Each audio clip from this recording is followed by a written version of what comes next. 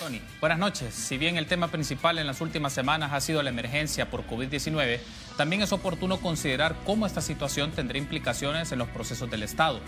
Uno de esos procesos es la gestión electoral. Pocos días antes de que se tomaran medidas de cuarentena nacional y las restricciones emitidas por la Asamblea, estaba en discusión la entrega del financiamiento requerido por el Tribunal Supremo Electoral para implementar su plan general hacia las elecciones del 28 de febrero del 2021. En este momento es relevante conocer cómo el organismo colegiado asume la emergencia y si ha generado cambios en la gestión de las actividades planificadas en las últimas 4 semanas. También es importante consultar si es una opción válida retrasar la fecha de las elecciones legislativas y municipales ante las condiciones de salud pública, financieras e institucionales que afrontará la sociedad salvadoreña cuando pase la etapa más crítica. Sobre la gestión electoral en tiempo de emergencia hablaremos esta noche. Iniciamos 8 puntos.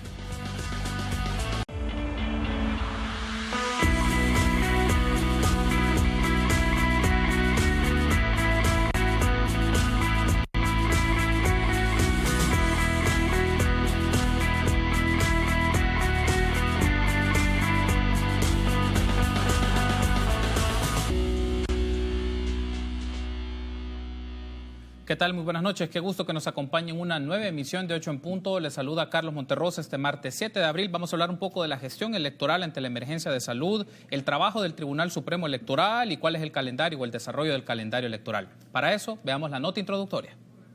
El Tribunal Supremo Electoral analiza la posibilidad de atrasar las elecciones del año 2021 debido a la pandemia del COVID-19.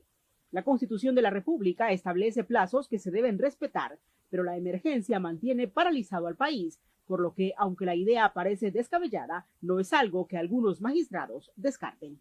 Va a depender, recuérdese usted que esta enfermedad tristemente, lejos de ir disminuyendo, va aumentando y eso, quiera o no, está creando incertidumbre, pues. Ante una emergencia tiene que haber alguna salida, porque esto no depende de que si nosotros queremos o no hacer elecciones el 28 de febrero de 2021.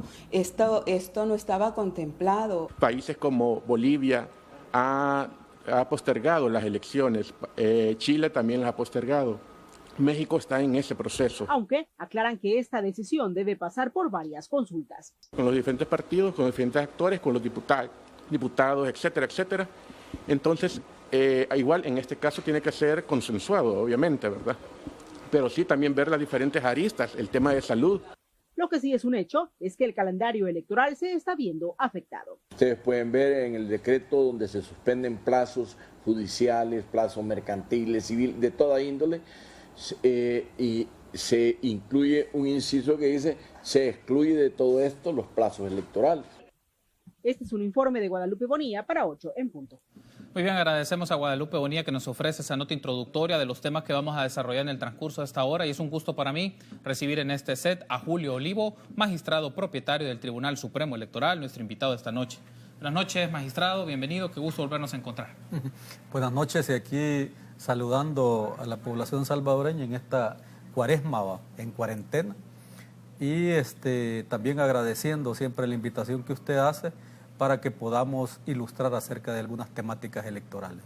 Varios temas que tenemos para la discusión, si bien es cierto, uno de los temas que ha marcado la agenda y seguirá siendo en las próximas semanas es las acciones de gobierno, de política pública ante la emergencia y las implicaciones económicas, pero es importante también llevar la pista en simultáneo al trabajo institucional. Y uno de estos es importante sobre el Tribunal Supremo Electoral, magistrado, y le consulto, hace unos días el organismo colegiado pues estaba revisando los programas que conforman el Plan General de Elecciones ante la situación de la emergencia. ¿Cuáles han sido los resultados de esa evaluación? Básicamente, como yo ya lo he sostenido en algunos programas de televisión y de radio, lo que sucede es de que hay plazos constitucionales y hay plazos legales. Más de algún magistrado se estaba refiriendo a elecciones que han sido postergadas, ¿verdad?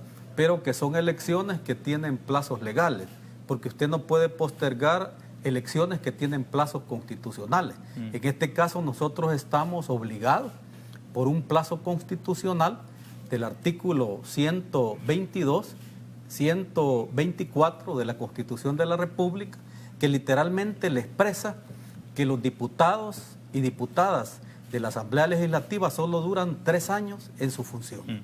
Entonces, ese mandato, y que esta noticia me la quisieron tergiversar algunos enemigos de la democracia y golpistas, ¿verdad? Pero lo reitero, hay un plazo constitucional establecido en el artículo 124 y que la población debe saberlo. Los magistrados están muy claros porque hemos discutido acerca de esto. Le dice el artículo 124 de la Constitución de la República: los miembros de la Asamblea Legislativa se renovarán cada 3 años y podrán ser reelegidos. Es decir, que el mandato solo dura 3 años. Los actuales diputados y diputadas de la Asamblea Legislativa van a durar únicamente 3 años y llegan precisamente hasta el 2021. Y el 1 de mayo, ¿verdad?, toman funciones nuevos diputados. El periodo de sus funciones comenzará el 1 de mayo del año de la elección. Esta es una disposición constitucional que no la puede modificar, no la pueden modificar los diputados no la puede modificar, digamos, el órgano ejecutivo, ni la puede modificar la Sala de lo Constitucional mediante una interpretación.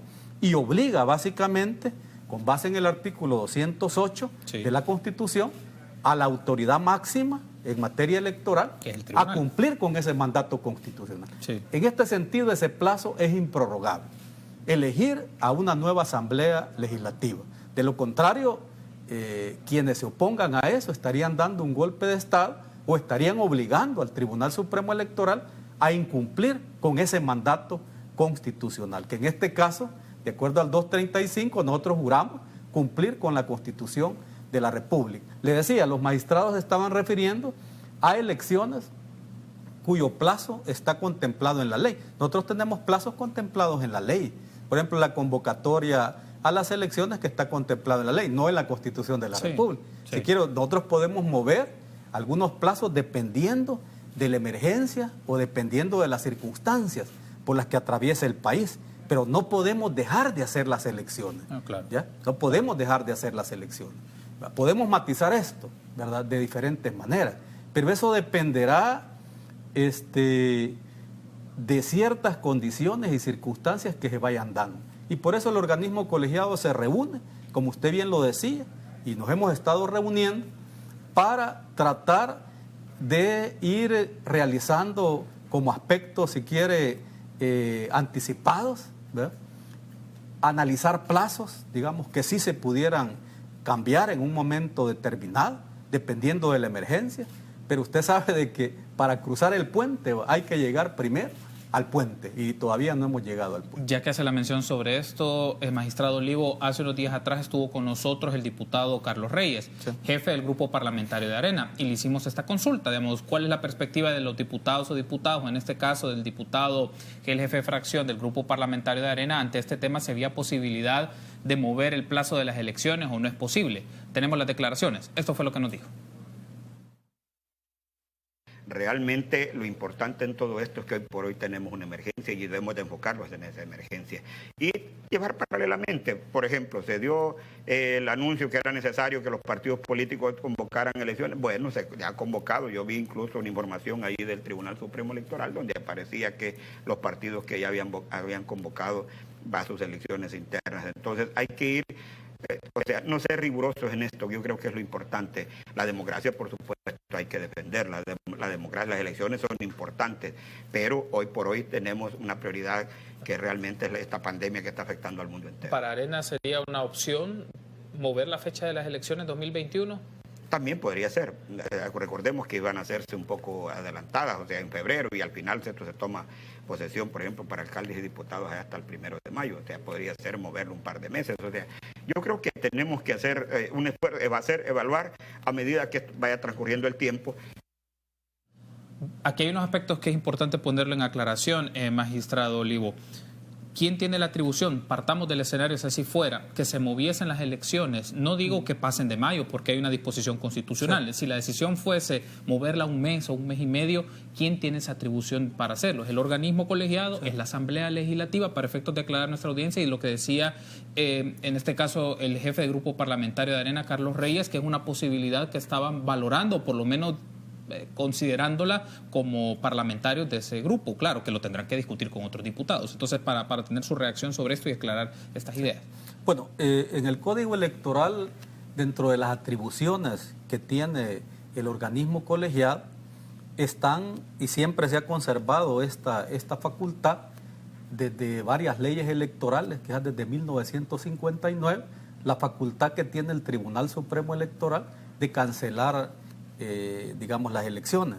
O sea, que usted la puede cancelar porque ocurrió algo de fuerza mayor, esas razones de fuerza mayor, que le prácticamente impiden que las elecciones puedan llevarse a cabo. En esa circunstancia le compete al Tribunal Supremo Electoral como autoridad máxima en esta materia. La Asamblea Legislativa, como legislador positivo, por supuesto puede reformar incluso esa disposición que yo le estoy señalando, esa atribución del Tribunal Supremo Electoral. Y por supuesto pueden modificar la norma electoral de tal suerte de que, o el calendario electoral, por ejemplo, en este caso, de que puedan mover, como él dijo, 15 días, ¿verdad? Un mes, ¿verdad? La fecha de las elecciones, que está programada para el 28 de febrero. Esa lógica, si quiere, esa potestad y esa experiencia, ¿verdad?, de conocimiento en materia electoral, yo siempre he hecho llamados a respetarla, que le compete a la autoridad máxima, al Tribunal Supremo Electoral, algo así como que los zapatos se los va a poner el Tribunal Supremo Electoral y con ellos va a andar.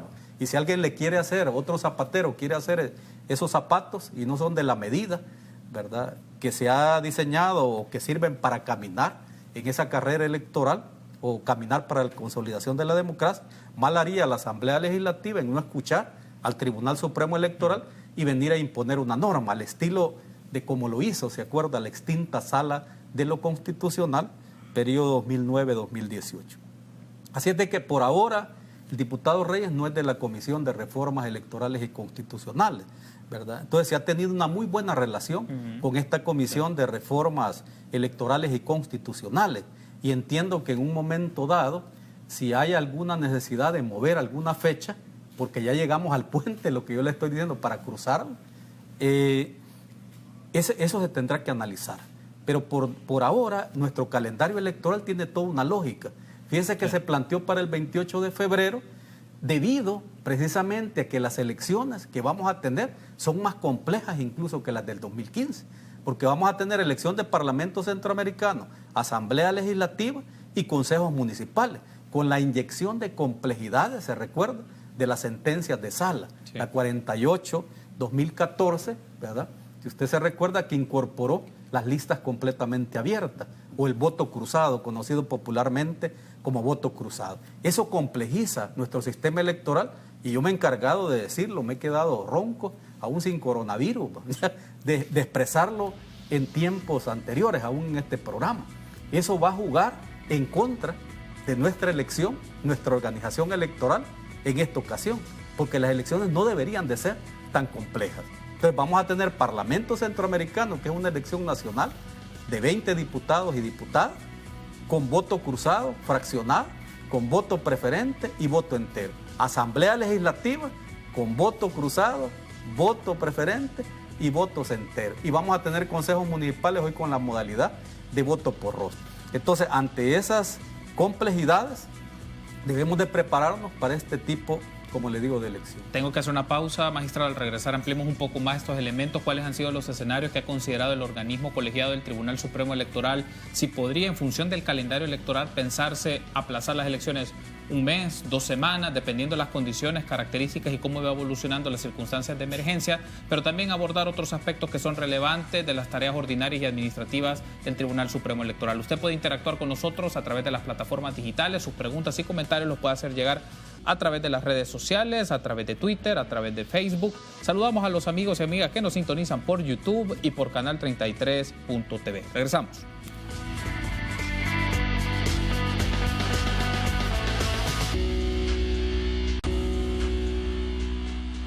Seguimos platicando esta noche con Julio Olivo, magistrado propietario del Tribunal Supremo Electoral. Hablamos un poco de la gestión electoral ante la emergencia de salud, el trabajo del Tribunal Supremo Electoral y el calendario electoral, que es uno de los temas que me gustaría ampliar en este segundo segmento, magistrado.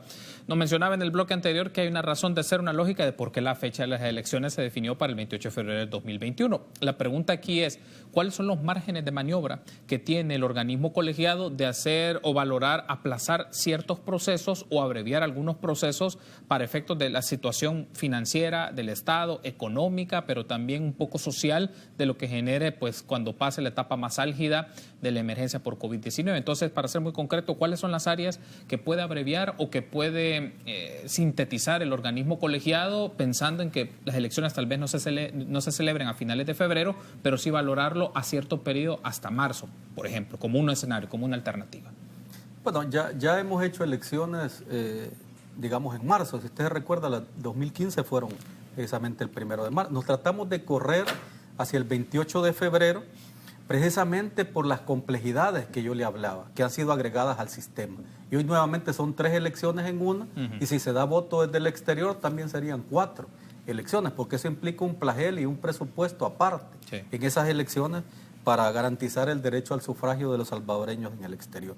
Entonces los plazos no son antojadizos, sino que son muy bien calculados y son discutidos al interior del organismo colegiado y con intervención de otras unidades como la de planificación, la DOE, etcétera, etcétera, capacitación.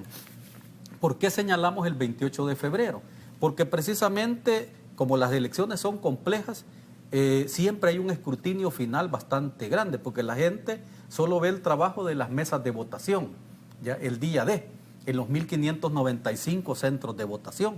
Pero luego de eso le señala también el legislador electoral que 48 horas después usted inicia el escrutinio final, ¿sí? Se prepara para iniciar el escrutinio final, recoge todas las actas que han sido procesadas, ya materialmente, o sea, físicamente, recopila las actas y luego se va al escrutinio final, porque esa acta es el corazón de la validez de nuestro sistema electoral, y así lo he señalado. Y con esa acta se va usted al escrutinio final. ¿Cuánto puede durar el escrutinio final? Dependiendo de cómo fue el escrutinio preliminar, ¿ya? Y para ello es que estamos agregando tecnología de apoyo a la JRB. Eso es lo que hemos estado probando, ese sistema de transmisión, porque hoy entramos a otra etapa de agregar tecnología, porque si no va a pasar lo del 2015. Se recuerda que nos prolongamos en los resultados electorales, las mesas colapsaron en el 2015, y eso ya lo habíamos advertido nosotros. Se tardaban 5 horas y media cada conteo, ya los magistrados comenzaron a tomar plena conciencia de esto, ¿verdad? De que se tardan, o sea, el sistema es complejo, y usted solo lo experimenta cuando hace simulacros y pruebas al interior del TSE, aún sin estar en el momento de los hechos, donde hay discusiones, hay peleas, interviene la Fiscalía, interviene la Procuraduría, etcétera, etcétera. Entonces, ese 28 de febrero nosotros calculábamos, ¿verdad?, que llegamos luego 48 horas al escrutinio final y luego nos tardamos por lo menos 5 o 7 días en contabilizar y en totalizar o en validar lo que se ha hecho por las mesas de votación. Entonces, la idea era irnos después a la vacación, ¿verdad?, porque viene la vacación nuevamente de Semana Santa, y luego en abril entregar las credenciales, claro, y tener por lo menos 15 días para que tomen posesión el 1 de mayo. Pero allá hay otras cosas. En medio de todo esto, recuérdese que lo estoy planteando es en un terreno ideal. ¿Y qué sucede si hay pleito por la elección o por un escaño? Van a interponer recursos de nulidad de la elección y luego de nulidad del escrutinio final. Y esos plazos los tenemos que administrar también. ¿Ya? Entonces, por como me lo plantea, magistrado, las fechas ya están definidas y no se puede mover ni unos días ni semanas respecto al 28 de febrero del 2021, lo planteo así. Sí se podría, en el mundo de las posibilidades, como le digo, en una emergencia los plazos se tendrían que mover y quedaríamos muy apretados. Es más, tendríamos que habilitar en ese escenario, ¿verdad?, el Tribunal Supremo Electoral, como jueces electorales, podemos habilitar también días inhábiles. Implicaría que tendríamos que trabajar la vacación ante esa circunstancia, si quiere, de anormalidad. Yo solo quisiera hacer el llamado a ubicarnos en el tiempo también, ¿sí? Las elecciones nuestras son el siguiente año. Sí. Las elecciones que se han postergado y a las cuales se referían con mucho respeto algunos colegas magistrados, se refieren a elecciones de este año. Incluso elecciones de este año se han programado para el mes de octubre. México hizo elección también en medio de esta pandemia. El 15 por ejemplo, de marzo, el Instituto Federal Electoral, el Instituto Electoral de la Ciudad de México hicieron elección guardando todo esto del alcohol gel y todo eso, pero era para un tema del presupuesto, un referéndum para el presupuesto. De igual manera, Dominicana, se recuerda, luego del problema que tuvieron con el voto que querían automatizar y hacer todo electrónico, la Dominicana ha tenido varias fallas en ese terreno, tuvieron que programar la segunda vuelta, en donde, por cierto, se fueron de manera manual, se fueron a pie, como decimos, ya no usaron la tecnología porque le falló, pero hicieron las elecciones, guardando una serie de medidas, y le hicieron este año, en medio prácticamente de la pandemia. Así es de que todo puede ser, si quiere, relativo, sí. ¿Ya?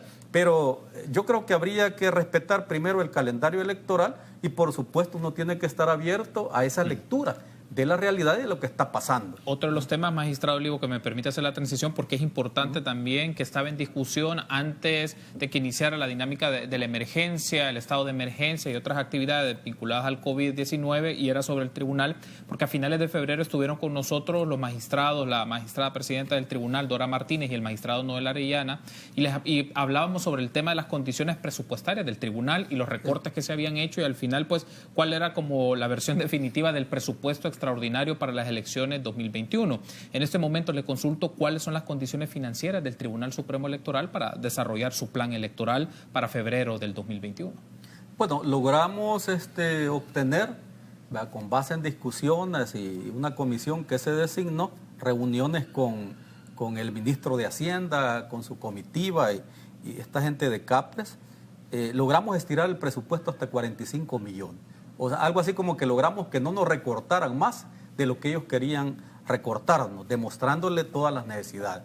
Por supuesto, son cerca de 11 millones de dólares, ¿ya? Que dijeron que no habían tocado temas sensibles. Hoy los magistrados ya, cuando analizan el PLAGEL, porque hay que hacer otro plan general de elecciones y hay que hacer otro presupuesto prácticamente al interior del tribunal. Damos cuenta que sí se han tocado temas, tanto, por ejemplo, del aparato tecnológico. Se ha tocado temas de la capacitación electoral, o sea, ha tenido una sensible disminución, y hay temas también de la dirección de organización electoral. En fin, cuando usted toca un elemento del sistema, prácticamente toca, digamos, todos los programas, porque el presupuesto nosotros lo vemos como un todo unitario, ¿verdad? Que si usted quita algo por ahí de capacitación, ¿verdad?, le está afectando a la dirección electoral, o está afectando a la unidad de sistemas informáticos, nuestro plan tecnológico, etcétera, etcétera. Así es de que sí ha causado afectación, eso cerca de 11 millones de dólares, pero yo creo que la idea es, pensando de buena manera, que nosotros vamos a hacer las elecciones con ese presupuesto y esperamos que nos den el crédito presupuestario para este año, porque yo ya lo he señalado, sería fatal que el ministro de Hacienda o el mismo gobierno quisiera sabotear las elecciones, este mandato constitucional, y para ello resultaría fácil no asignando el monto del presupuesto que está destinado, ¿verdad? Y eso sería un incumplimiento grave a la Constitución. Hasta el momento, si lo planteamos así, por temas de finanzas y de presupuesto que necesita el tribunal para operar, para cumplir su calendario electoral, como usted nos ha definido, ¿ya ha recibido algún adelanto, un anticipo? ¿Hay algún tipo de financiamiento o está operando hasta con el presupuesto ordinario que se aprobó del tribunal? Estamos a cero. De hecho, el calendario electoral comenzaba, si usted lo revisa, el 10 de enero. ¿Ya? Entonces, el 10 de enero estábamos desfinanciados, ¿verdad? Y había una fecha que era el cambio de residencia de los salvadoreños, que teníamos que anunciarla. Fíjense, el salvadoreño quiere que la urna le quede más cerca, en eso consiste el voto residencial, el voto domiciliar, pero si no cambió el domicilio, si no cambió la residencia en su DUI, en su plástico de DUI, que eso obviamente implicaba un costo, va a seguir votando en el lugar que aparece en su DUI, en la dirección que aparece en su DUI. Y esa fecha terminó el 27 de febrero. Para eso no teníamos presupuesto. Nosotros invertimos de nuestros recursos propios y basándonos en la responsabilidad social también de las empresas. La Asamblea Legislativa nos proporcionó su canal y así otros medios que nos permitieron, como el suyo, que vengamos aquí de manera discursiva a echarnos la propaganda, como lo estoy haciendo ahorita con otra fecha. Pero, por ejemplo, el enrolamiento de los jóvenes para obtener su DUI tampoco hemos tenido presupuesto para ello, y así otras fechas importantes que hemos estado financiando. Ya que lo menciona, mientras se va desarrollando el calendario electoral, ¿qué tipo de actividades necesitan ustedes? Ya el financiamiento para echarlo a andar y que no se vaya a generar una congestión ya en enero del 2021 o un mes de las elecciones, que la situación se pone pues más tensa, campaña electoral, circunstancias ya más críticas. Bueno, entonces el punto es, ¿hay financiamiento o más bien qué tipo de financiamiento requieren ya? Si no, no se ejecutarían las actividades que en el calendario están, porque no disponen del financiamiento de la plata suficiente. Por ahora necesitaríamos que Hacienda ponga a disposición del tribunal los 25 millones que tiene obligación de acuerdo al decreto aprobado por la Asamblea Legislativa. Eso en principio, es decir, que el tribunal pueda disponer de ese crédito presupuestario. Hasta este momento no podemos disponer. Y hay actividades, imagínese usted, con este tema de la pandemia que no había llegado en enero, nosotros nos adelantamos como Tribunal Supremo Electoral, como nuevo organismo colegiado. Y gracias a la iniciativa del jefe de la DOE, el jefe de cartografía y el subjefe Edwin también Bazán, hicieron una propuesta al Tribunal Supremo Electoral de comenzar antes. Entonces, en el mes de enero, nosotros dispusimos del presupuesto ordinario de nuestros propios fondos para proveer vehículos, combustibles, motoristas y hasta horas extras para que las personas comenzaran a revisar aquellos lugares que van a servir de centros de votación, principalmente son las escuelas. Instruimos a la presidenta, porque es la representante legal del tribunal, para que firmara los convenios respectivos y se reuniera con la ministra de Educación. No, entonces avanzamos en un tema que hoy tiene fecha para comenzar el 2 de marzo, que sería, imagínense, ubicar aquellos lugares que van a servir como centros de votación. Y déjeme decirle que más del 90% de los centros de votación que hemos utilizado en elecciones anteriores, hemos hecho ese esfuerzo, provienen de un convenio con el Ministerio de Educación. Allí con el ministro Canjura, que teníamos una excelente relación porque venía también de la Universidad de El Salvador, ¿verdad? Nos proporcionó todas las escuelas que pudiéramos nosotros utilizar. Así es de que esa misma cooperación requeriríamos del gobierno actual para poner a disposición del tribunal esas escuelas, que son 1.595 centros de votación. Se puede imaginar usted, con 100 centros, con 100 escuelas que no le preste, nos pone en crisis. Tengo que hacer la pausa, pero al regresar, magistrado, hablemos de otras actividades que ya los partidos políticos están realizando, como su convocatoria a elecciones internas, cuál será el rol del Tribunal Supremo Electoral al respecto, el proceso también de candidaturas no partidarias que van a presentar eventualmente su solicitud ante el organismo colegiado, ante el tribunal, pero también otros temas de debate, el uso de la tecnología en mesa, el tema del voto en el exterior, entre otros aspectos. Usted puede interactuar con nosotros a través de las plataformas digitales, sus preguntas y comentarios son bien recibidos a través de Twitter, a través de Facebook. Saludamos a las personas que nos sintonizan por YouTube y por Canal 33.tv. Volvemos en minutos.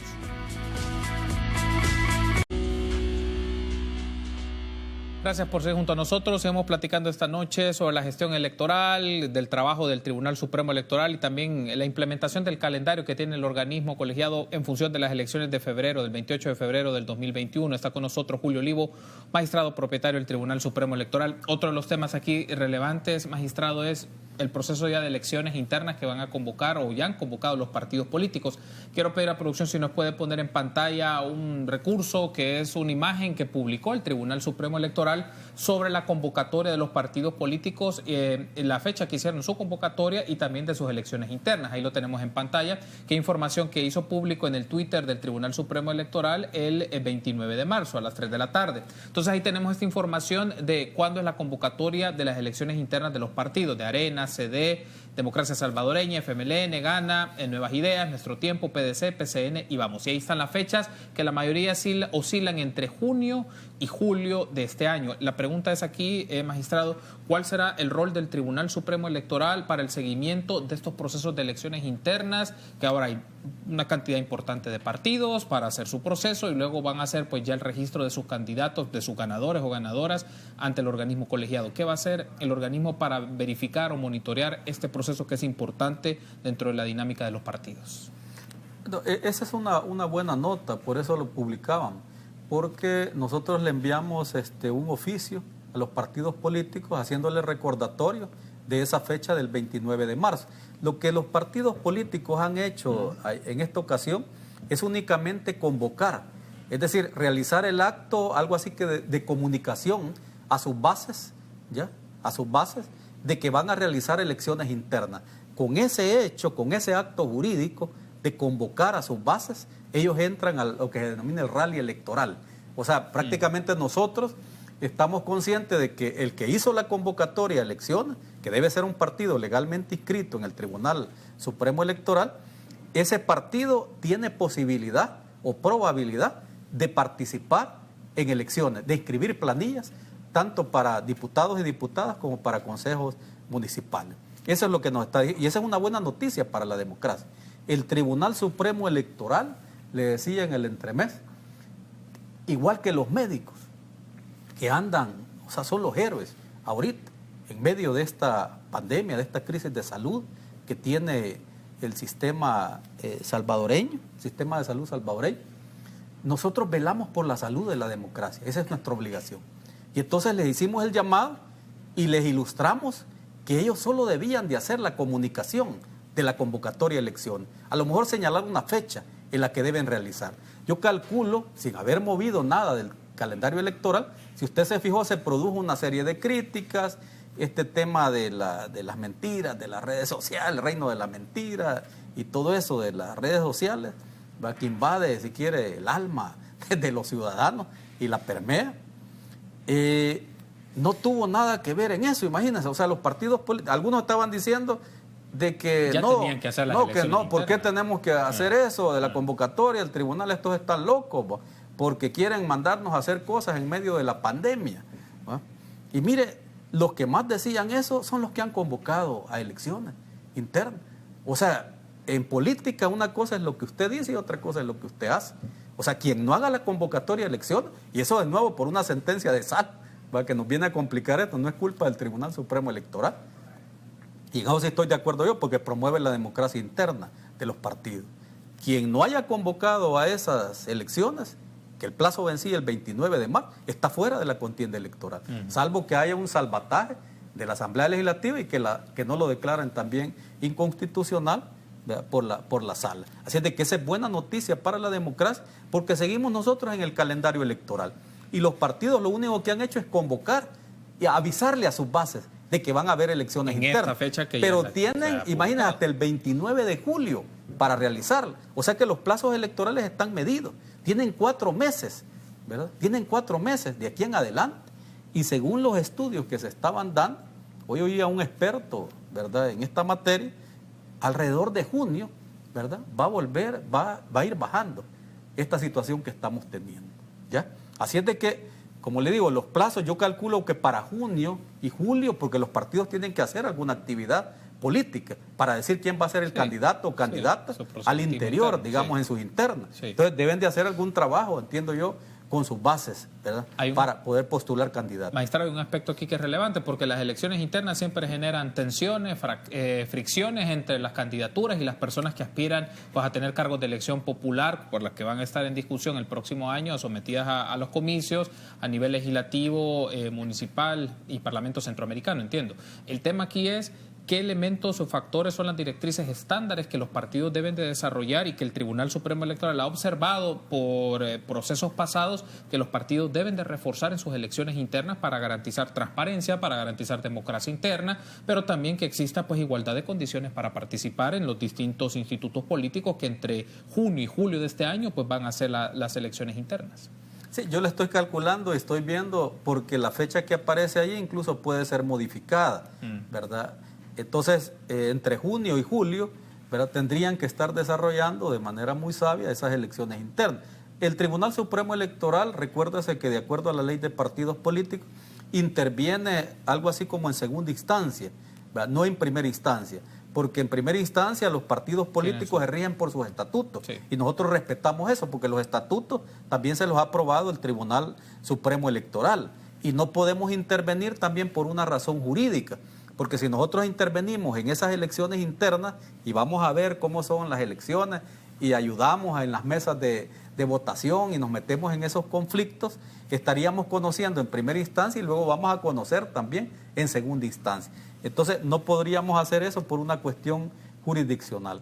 Nosotros hemos emitido unas reglas básicas para el accionar de esas elecciones internas. Algo así como que le decimos a los partidos políticos, si bien la ley de partidos no nos da facultad de que nosotros organicemos sus elecciones, porque eso estaríamos hablando ya de primarias, ese sería otro nivel, como sucede en Argentina, en Uruguay, en varios países, si quiere, del Cono Sur, donde el mismo Tribunal Supremo Electoral organiza la elección. Esa moda también la ha implementado Honduras, que el Tribunal Supremo Electoral organiza las elecciones internas y luego conoce también en otra instancia sobre estos procesos, digamos, de elección. Entonces, nosotros hemos hecho una especie de reglas para esas elecciones internas básicas, como por ejemplo, decirles, miren, deben de respetar la cuota de género, ¿ya? En sus planillas. Debe de estar el 30% por lo menos de la cuota de género, porque si no la planilla no se la vamos a inscribir. Segundo, deben de respetar que el voto sea directo, libre, democrático, etcétera, etcétera. O sea, ellos deben de cumplir con la Constitución y las leyes. Deben de generar elecciones como que fueran las elecciones nacionales, no vulnerarle derechos, por ejemplo, a los candidatos, porque de lo contrario les van a pedir la nulidad también de esa elección y allí se va a conocer el Tribunal Supremo Electoral. Entonces las reglas que les damos son como muy básicas, digamos, de los requisitos que debe de tener el acta de cierre que ellos hacen, donde están electos los candidatos, poner los suplentes, etcétera, etcétera. Ahora, paso a otro de los temas que es importante también y que el organismo colegiado pues ha estado discutiendo en las últimas semanas, es los escenarios del uso de tecnología en mesa, que ese era uno de los puntos claves y que el Tribunal Supremo Electoral pues había ofrecido al Ministerio de Hacienda cómo eran, según las posibilidades, cuáles eran como las alternativas o opciones de financiamiento respecto al uso de tecnología en mesa. En el último bloque hablaremos del voto en el exterior, que es uno de los temas ahí también álgidos, pero en el caso del uso de tecnología en mesa, ¿cuáles han sido las actividades que ha desarrollado el organismo colegiado o si ya ha vislumbrado cuál va a ser el método más adecuado, pensándolo también en la capacitación de las personas que se tiene que hacer en las próximas semanas y en los próximos meses, las personas que van a estar en JRB? Entonces, el uso de tecnología en mesa en este momento, ¿cuáles son las alternativas principales y que está mencionando? Esta es la mejor opción con la cual el tribunal va a trabajar. Bueno, efectivamente hemos estado tratando, yo no le llamo tecnología en mesa, porque si no hay tecnología en silla y a veces no hay ni mesa, sino que es un escritorio. Entonces, más bien es una tecnología de apoyo a las juntas receptoras de votos, digámoslo así. No la va a poner en mesa, ni en silla, ni nada de eso. Es un apoyo a juntas receptoras de votos, a los integrantes de las juntas receptoras de votos. Entonces, ¿cómo los va a apoyar usted? Los va a apoyar a través de una laptop o una tablet, ¿ya? Los va a apoyar porque allí se van a procesar los datos de las papeletas. O sea, de las papeletas usted va a extraer votos enteros, va a extraer votos cruzados y va a extraer votos preferentes. Y eso los va a ir incorporando en esa máquina, ¿ya? Ese es el apoyo tecnológico, ¿ya? Y esa máquina me va a tener toda esa base de datos para que luego yo la pueda transmitir a un centro nacional de procesamiento de resultados. O esa máquina me va a tener los datos y me va a facilitar el escrutinio final. Esa máquina va a tener datos, va a hacer un cuenta este montón de votos y va a tener capacidad de procesar todos esos y con un software los va a llegar a totalizar. Entonces eso va a facilitar el escrutinio. Debemos de tener cuidado, yo he insistido en eso, se recuerdan los debates en la Asamblea Legislativa, en no vulnerar el corazón de la validez del proceso electoral, que es el acta. Ya, hasta ahora el acta se ha mantenido en papel químico. Entonces, algunos magistrados tienen la opinión de tratar de modificar eso. Entonces, si lo modificamos, debemos de dotar eso de las medidas de seguridad para evitar, por ejemplo, el falseamiento de la voluntad popular consignada en esa acta. Ese es un principio también del derecho electoral, el evitar el falseamiento de la voluntad popular expresada. Es decir, no por meterlo en esta máquina, todos esos datos, de repente lo que esté en las papeletas ya no va a coincidir con lo que diga esa máquina. Y lo que está allí no va a coincidir con el acta. Entonces, el acta como validez del proceso electoral, porque además le sirve para otras etapas del proceso. Esa acta le va a servir para realizar el escrutinio final, porque el escrutinio final, dice la ley, se va a realizar con base en las actas, con base en las actas que provienen del escrutinio preliminar. Así es de que todo eso se está discutiendo y hay un modelo. Entonces estamos de alguna manera urgidos para enviar los términos de referencia con base en ese modelo y en los recursos tecnológicos que usted necesita, enviarlos a la bolsa de productos, porque hemos consensuado que es una manera más transparente de hacer las cosas. Recuerden que nosotros inauguramos eso en el organismo colegiado anterior, mandando una serie de procesos, aún papeletas, tecnología, a la bolsa de productos, y hoy se va a volver a implementar. Lo que pasa es que en la bolsa de productos los procesos pasan 3 meses, ¿ya? Y a los 3 meses usted se va a enterar si había la tecnología que usted buscaba o no había.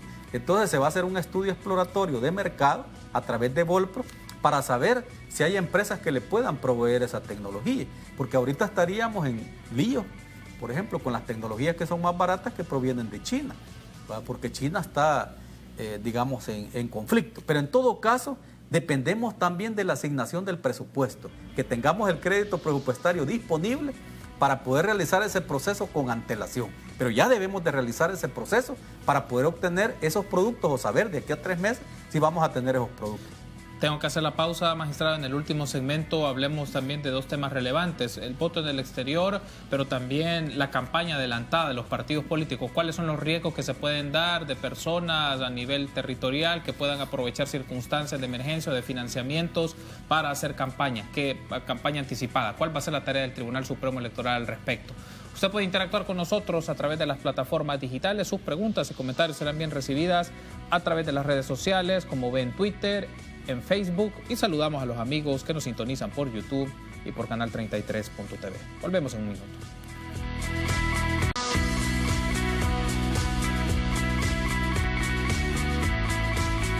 Gracias por ser junto a nosotros en 8 en punto. Quiero pedir a producción nos puede poner en pantalla preguntas o comentarios que han llegado a través de las redes sociales para transmitirlas a nuestro invitado de esta noche, el magistrado Julio Olivo. ¿Cuál es la opinión de Julio Olivo respecto a la situación de los salvadoreños varados en el exterior? ¿Esto va a afectar a la logística del voto en el exterior? Preguntan, ese es uno de los aspectos. El segundo factor: ¿qué acciones tomará el tribunal en el caso de que los partidos usen las internas para hacer propaganda adelantada? Y si los partidos están usando recursos del Estado. Son 2 preguntas que nos han llegado a través de las redes sociales, justo de los temas que queríamos desarrollar en este segmento. ¿Qué pasa ante la situación que sea de emergencia, pero con los salvadoreños varados? ¿Qué pasa también con el tema administrativo de la gestión de lo que significa en el voto del exterior? Es una de las preguntas. Y la segunda es qué pasa con la campaña adelantada, que se utilicen las internas como propaganda adelantada o recursos del Estado para eso. Eso, como le decía, en las reglas básicas, nosotros, y además ya hay jurisprudencia en el Tribunal Supremo Electoral, y se le hace el llamado a los partidos políticos a respetar el escenario de las internas, ¿ya?, como un escenario en donde usted únicamente necesita hacer propaganda dentro de su feligresía, digamos, dentro de su militancia. No necesitamos los demás salvadoreños que no somos militantes de ese partido, ¿ya?, lo podría decir así. Los salvadoreños que no son militantes de ese partido político, ¿qué le interesa la campaña que se está desarrollando al interior de este partido? Entonces, ¿qué es lo que sucede? En elecciones anteriores, y por eso ya hay un precedente jurisprudencial, algunos partidos políticos aprovecharon el escenario de las internas, para prolongar 1 año prácticamente su campaña electoral. Y eso fue sancionado por el Tribunal Supremo Electoral. Obviamente hay que discutir las multas que pone el Tribunal Supremo Electoral, que algunos partidos, algunos candidatos prefieren pagar la multa, sobre todo si son campañas millonarias las que desarrollan, ¿verdad? Por eso yo estoy haciendo una propuesta al Tribunal Supremo Electoral, incluso de diversificación de estas sanciones, y además de frenar la campaña, que ya a todas luces como que ya inició, y esta campaña inicia el 27 de diciembre, imagínense, para elecciones de diputados y diputadas, para Asamblea Legislativa, y la otra inicia el 27 de enero para el caso de consejos municipales, porque son 2 meses antes de la fecha de la elección, del 28 de febrero, y 1 mes antes del 28 de febrero. Entonces no concuerda la campaña. El otro asunto es... Sobre el voto en el exterior.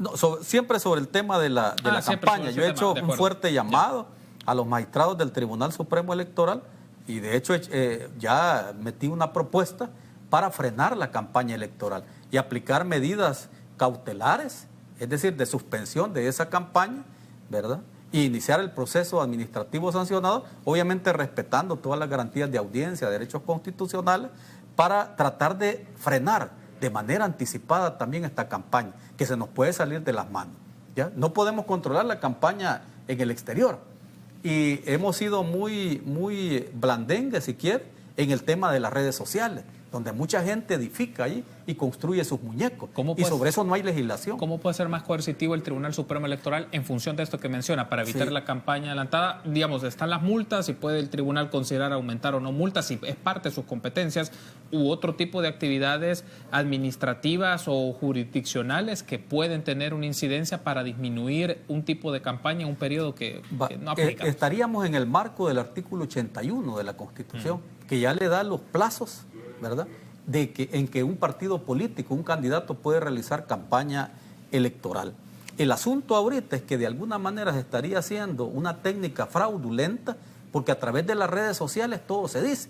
Ahí yo le mandé al organismo colegiado un candidato de estos partidos nuevos, ¿va?, e incluso promoviendo reelección de presidente, que eso no solo le da una sanción, no lo está haciendo campaña porque es que va a ser diputado, sino que además prácticamente está cayendo en un caso de pérdida de derechos de los ciudadanos, que está establecido en el artículo 75 de la Constitución. Usted no puede promover la reelección de un funcionario ni de un presidente de la República, porque entonces usted prácticamente pierde los derechos de ciudadanos, y eso se lo dice el artículo 75 de la Constitución de la República. Pero la ignorancia es tan grave que lo ponen en las redes sociales. Prácticamente esa persona ya estaría vedada para ser candidato y todo lo demás. Pero lo que le quiero decir es que la gente se expone, ya sea por ignorancia o por mala fe, pero en la práctica están haciendo campaña. Entonces yo he hecho una propuesta de 8 folios al Tribunal Supremo que comprende, primero, respetar la jurisprudencia del tribunal, que implicaría iniciar de oficio los procesos.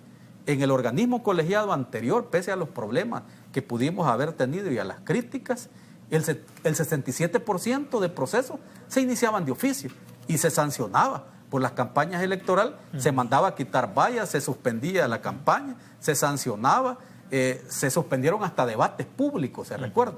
En el marco de las internas se quería promover grandes cadenas de debate, promoviendo la imagen de los candidatos. Entonces, todo eso no lo puede hacer usted, promover la imagen de un candidato, demeritar a otro candidato. Hay sentencias de la Sala de lo Constitucional, incluso que respaldan ese criterio jurisprudencial del tribunal. O ya no solo es pedir el voto, ¿ya?